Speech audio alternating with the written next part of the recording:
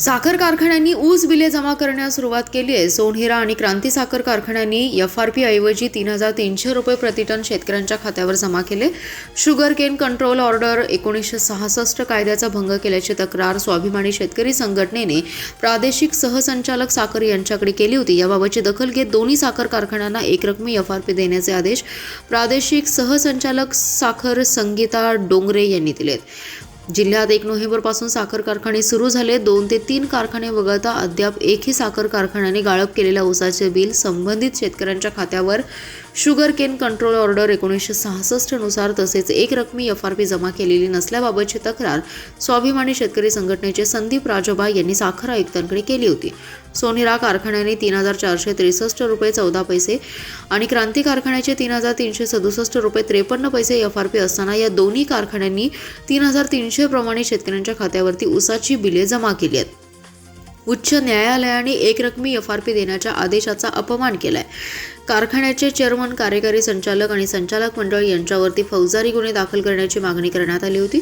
ऊस नियंत्रण आदेश 1966 मधील तरतुदीनुसार आणि उच्च न्यायालय मुंबई यांनी रीट पिटिशनमध्ये पारित केलेल्या आदेशानुसार कारखान्यास ऊस पुरवठा शेतकऱ्यांना ऊस बिले अदा करणं बंधनकारक राहील असा आदेश सोनहिरा आणि क्रांती साखर कारखान्यांना प्रादेशिक सहसंचालक साखर डोंगरे यांनी दिलाय।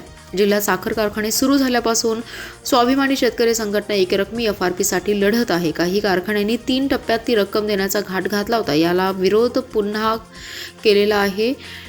आता जिल्ह्यातील सर्वच कारखान्यांनी एकरकमी बिले जमा करावीत, अन्यथा आंदोलन करण्याचा इशारा जिल्हा कार्याध्यक्ष संदीप राजोबा यांनी दिलाय।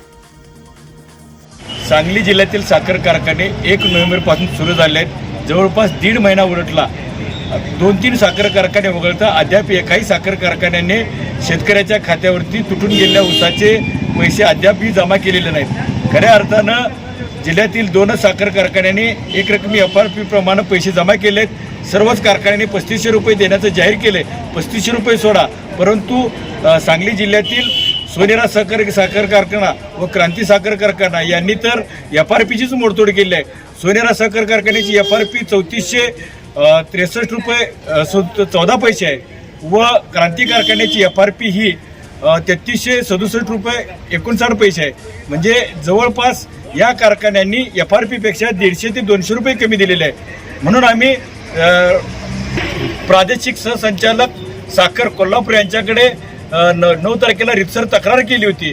त्या तक्रारीची तात्काळ दखल घेऊन साखर सहसंचालक संगीता डोंगरे मॅडम यांनी या दोन्ही कारखान्यांना बोलवून त्या ठिकाणी त्यांना शुगर केन कंट्रोल आदेश 1966चा भंग झाला असून मुंबई हायकोर्टाने जो निकाल दिला आहे एकरकमी एफआरपी देण्याचा, त्याची कारवाई तात्काळ करा असे आदेश दिलेले आहेत। त्यांनी आम्ही त्यांना सांगितलं होतं, जर का तुम्ही याच्यामध्ये दिरंगाई केली तर न्यायालयाचा अवमान झाला म्हणून आम्ही त्या ठिकाणी अवमान याचिका कोल्हापूर सर्किट बेंचमध्ये दाखल करू।